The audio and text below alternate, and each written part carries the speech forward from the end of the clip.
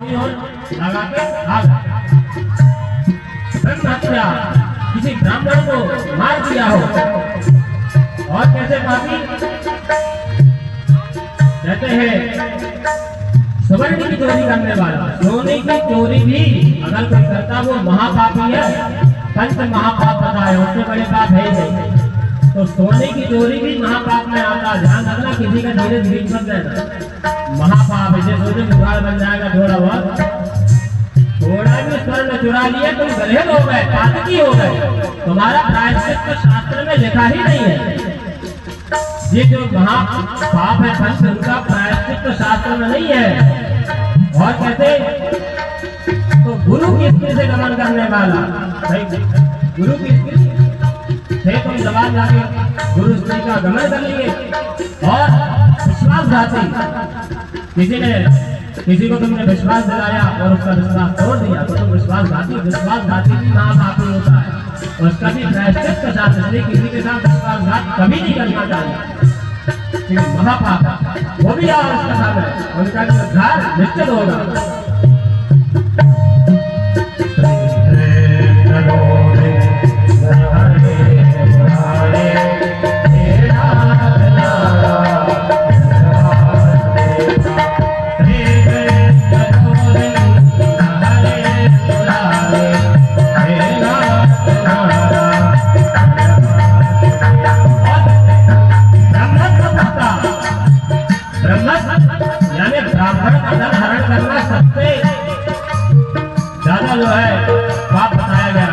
जो ब्राह्मण का धन धारण कर लेता है वो 10 वर्ष प्राणी की निष्ठाया गया है, 60 वर्ष तक नाली का कीड़ा लगता है।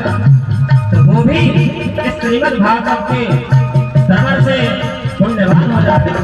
और तो ये व्यभिचारी रहा जिसने हमेशा व्यभिचार किया हो दूसरे के साथ, काये न बाता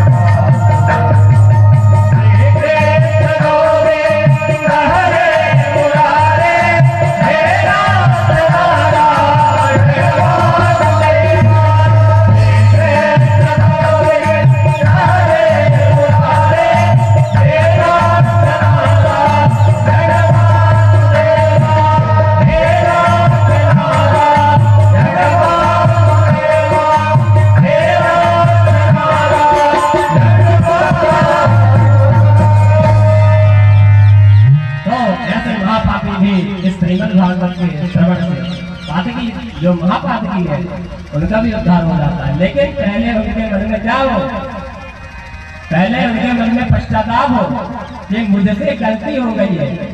ये नहीं कि आगे बैठ गए हो गया, पहले वो मन में प्रायश्चित करेंगे मुझसे ऐसी गलती हो गई थी लेकिन अब मैं नहीं करूंगा। मैंने धोखा से बकरी तुमका काट के खा लिया लेकिन अब मैं आगे से ऐसा नहीं करूंगा। अगर वो यहाँ पर आके सातों दिन नियम पूर्वक कथा सुनता है तो हम गारंटी लेते हैं कि वो निष्पापात्मा हो जाएगा, अवश्य हो जाएगा। लेकिन यहाँ से जाने के बाद अगर उसने दोबारा वही कृत्य किया तो पूर्व का ग्रहण हो जाएगा। जैसे वो पूर्व में था, हाथी को देखा है आपने? हाथी वो क्या करता है, जाकर के सरोवर में बढ़िया स्नान करेगा और बाहर निकलने का बढ़िया लेके दूर फिर सड़क रहेगा अपने ऊपर, तो जो क्यों हो जाएगा। ऐसे निश्चित है कि आप पाप से रहित हो जाएंगे। लेकिन पुनः अगर आपने उसका अनुसरण किया तो जैसे वो हाथी का स्नान व्यर्थ हो जाता है उसी प्रकार आपका श्रीमद् भागवत का श्रवण व्यर्थ हो जाएगा। अगर आपने दोबारा से वही पाप किया तो देखिए ऐसी महिमा श्रीमद् भागवत की जो पंच महापापों का प्रायश्चित शास्त्र में लिखा ही नहीं है, उनका भी इसमें समन हो जाता है। इससे बड़ी बात और क्या होगी। तो एक कथा सनक सनंदन सनातन और सनत कुमार नारद जी को सुनाते हैं कि मैं तुमको एक कथा सुनाता हूँ। एक यहाँ पापी